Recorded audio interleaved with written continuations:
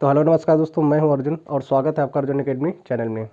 तो इस वीडियो में हम लोग डिस्कस करने वाले हैं डिटरमिनेंट में माइनर्स एंड कोफैक्टर्स के बारे में, यानी उपसारणिक और सहखंड के बारे में इस वीडियो में हम लोग डिस्कस करेंगे। ठीक है, तो चलिए स्टार्ट करते हैं इस क्लास को। तो चलिए सबसे पहले बात करते हैं यहाँ पर डिटरमिनेंट में माइनर्स की।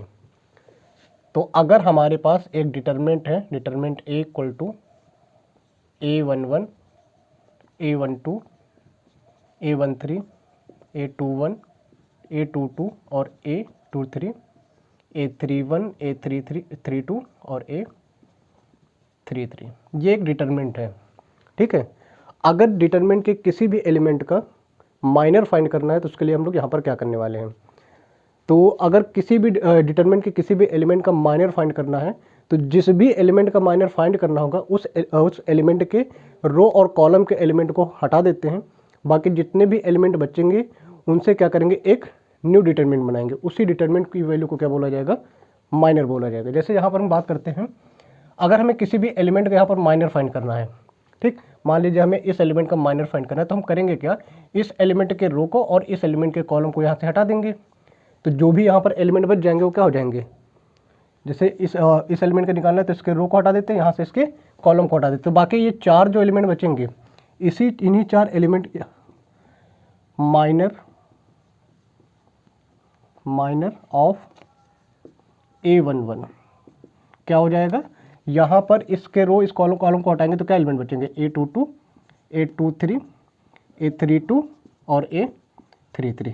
ये इस तरीके से एक न्यू डिटरमिनेंट बनेगा। इसी डिटरमिनेंट की वैल्यू को क्या बोला जाएगा, यहाँ पर माइनर बोला जाएगा। इसकी वैल्यू क्या होगी, यहाँ पर इसकी वैल्यू हो जाएगी A22, A33 minus A23, A32, ये वैल्यू हो जाएगी। सिंपल यही यहाँ पर करना है। किसी भी एलिमेंट का अगर माइनर फाइंड करना है तो सिंपल काम क्या है, जिस भी एलिमेंट का माइनर फाइंड करना होगा उसके रो के सभी के एलिमेंट को और उसी एलिमेंट के सभी कॉलम के एलिमेंट को हटा देंगे, माइनर मिल जाएगा।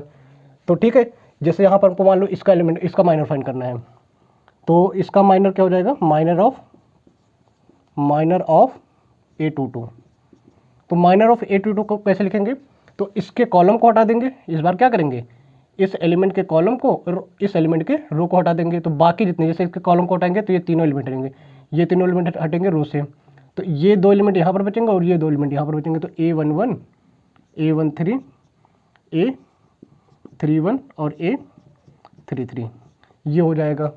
ठीक है, तो यहाँ पर क्या हो जाएगा, इसका माइनर क्या हो जाएगा, ये वैल्यू आ जाएगी यहाँ पर। अब इसकी वैल्यू निकालते हैं तो कितना आ जाएगा, A11, A33 माइनस A31 और A13, ये वैल्यू हो जाएगी। तो ये यहाँ पर माइनर हो जाएगा। ठीक, माइनर की वैल्यू हो जाएगी। तो यही यहाँ पर हमें करना है। ठीक, तो ये बात हो गई माइनर की। अब बात करते हैं इसके रिप्रेजेंटेशन की, इसको रिप्रेजेंट कैसे करते हैं।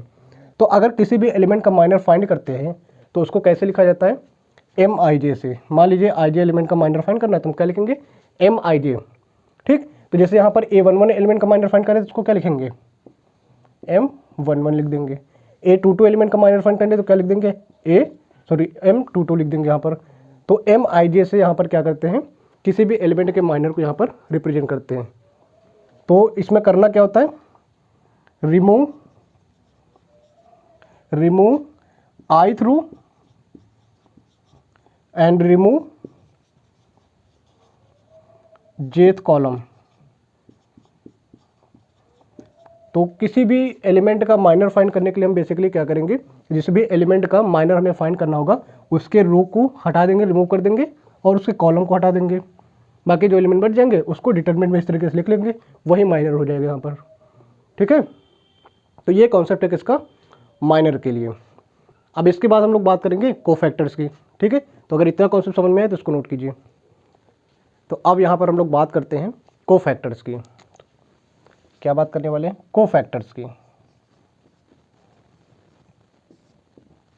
ठीक है, तो अगर आपने माइनर फाइंड कर लिया है तो कोफैक्टर बहुत आसान तरीका है। किसी भी एलिमेंट का कोफैक्टर निकालने का जो तरीका होता है वो डिपेंड करता है किस पर, माइनर पे। तो अगर माइनर का कॉन्सेप्ट आपको समझ में आ गया तो कोफैक्टर आप बहुत आसानी से यहाँ पर कैलकुलेट कर सकते हैं। तो कोफैक्टर में हम लोग करते क्या है, किसी भी एलिमेंट का हमें कोफैक्टर निकालना तो उसके लिए हम क्या करते हैं, इस रूल का यूज़ करते हैं, AIJ इक्वल टू -1 की power I plus J MIJ। हम इसका यूज़ करेंगे बस।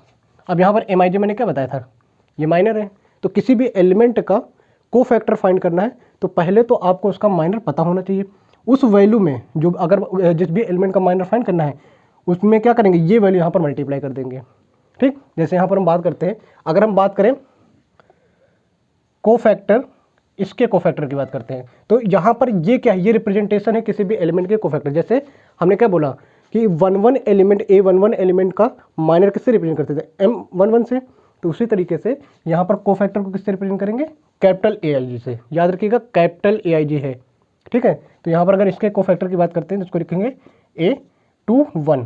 अब इसके लिए क्या करेंगे, -1 की पावर I प्लस J कर देंगे और यहाँ पर क्या आ जाएगा M21। हो गया कॉन्सेप्ट। अब इसके लिए तुम्हें क्या पता होना चाहिए, माइनर पता होना चाहिए यहाँ पर आपको। तो माइनर अगर लिख देते हैं कितना आ जाएगा, देखिए यहाँ पर आएगा, यह जगह I की वैल्यू कितनी है 2 और J की वैल्यू कितनी है 1 यहाँ पर। तो यह जाएगा -1 की पावर 3 और M की वैल्यू देखिए 21 एलिमेंट का माइनर फाइंड करना है तो 21 एलिमेंट का माइनर, ये रो हट जाएगा, ये कॉलम हट जाएगा, तो आ जाएगा 1 2 1 3 3 2 3 3।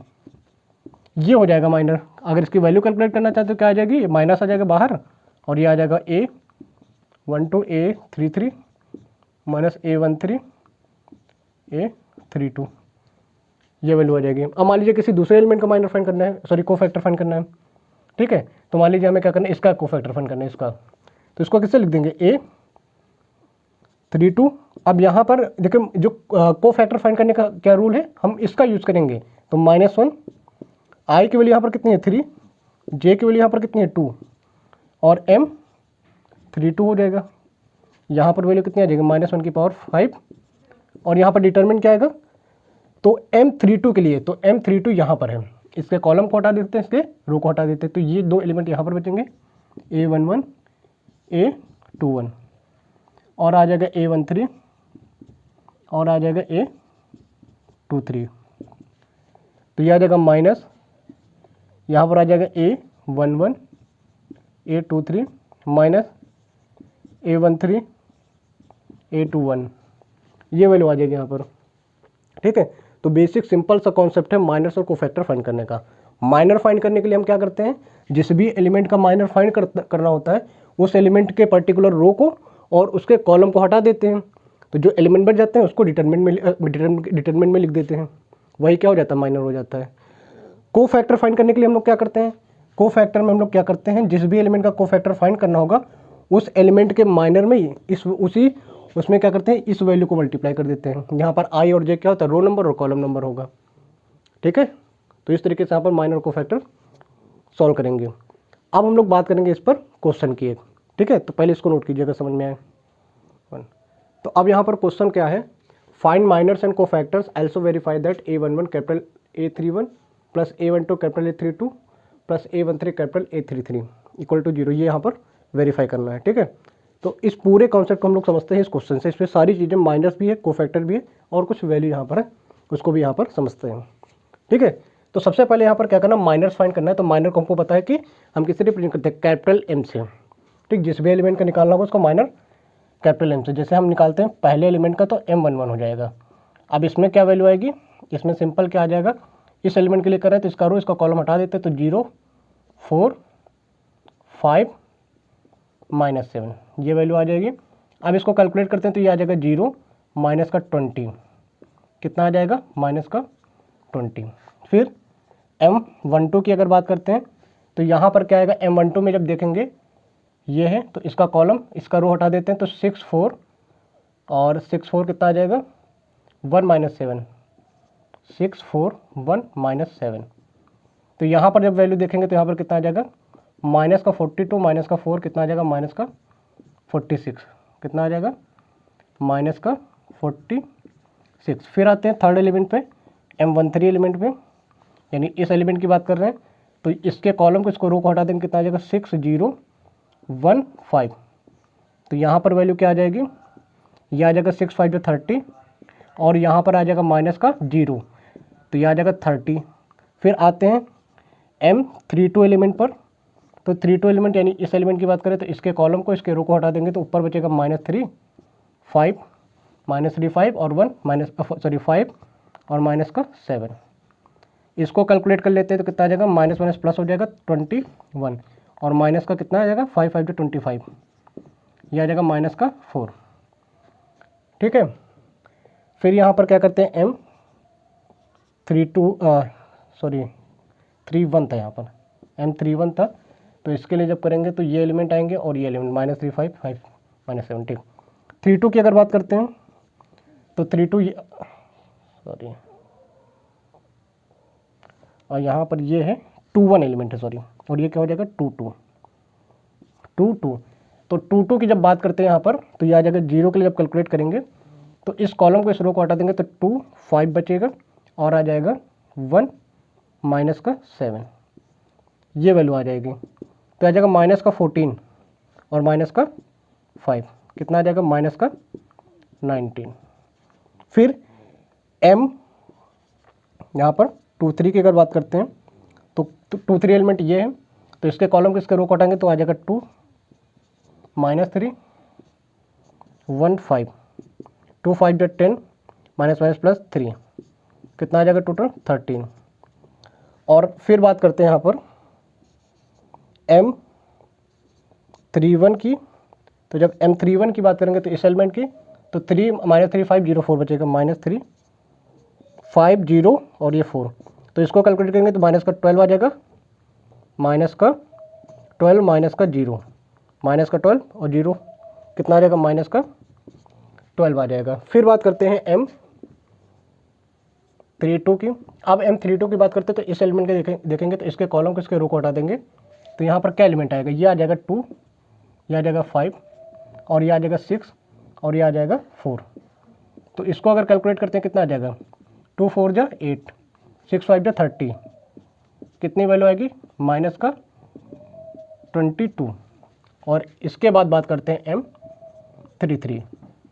तो 33 के एलिमेंट के माइनस को फाइंड करने के लिए इसके कॉलम इसके रो को हटा देंगे तो 2 बचेगा, -3 बचेगा, 6 बचेगा और 0 बचेगा। तो यहाँ पर क्या आ जाएगा, तो यहाँ पर अगर देखेंगे वैल्यू कितनी आ गई, 2 0 0 हो जाएगा, माइनस माइनस प्लस 18 आ जाएगा, कितना आ गया यहाँ पर प्लस का 18, ये वैल्यू यहाँ पर आ जाएंगी। तो अब यहाँ पर हम लोग क्या फाइंड करेंगे, अब यहाँ पर हमें क्या फाइंड करना था, कोफैक्टर्स फाइंड करना। माइनस हमने ये निकाल लिया है, अब हमको क्या करना है, कोफैक्टर फाइंड करना है। तो कोफैक्टर के लिए हमने क्या पढ़ा, यहाँ पर कोफैक्टर को फाइंड करने का रूल क्या था, AIJ का जो रूल था वही अप्लाई करेंगे। तो अगर हम यहाँ पर लिखते हैं कैपिटल A11 तो A11 के लिए -1 की पावर 1 + 1 हो जाएगा। ठीक है, और यहाँ पर क्या आ जाएगा, माइनर की वैल्यू भी तो आएगी। तो देखिए यहाँ पर कितना आएगा, सिंपल यहाँ पर लिख देते हैं 1 + 1 पॉजिटिव हो जाएगा, M11 की वैल्यू कितनी है माइनस का 20, कितना आ जाएगा ये -20। ठीक, और A21 की बात करते हैं तो -1 की पावर 1 + 2 तो 1 + 2 3 हो जाएगा। M12 की अगर बात करते हैं यहाँ पर ये ऑड हो जाएगा, ऑड मतलब माइनस हो जाएगा, और 12 की बात करते हैं तो ये आ जाएगा माइनस का 46, ओवरऑल कितना हो जाएगा 46 प्लस का।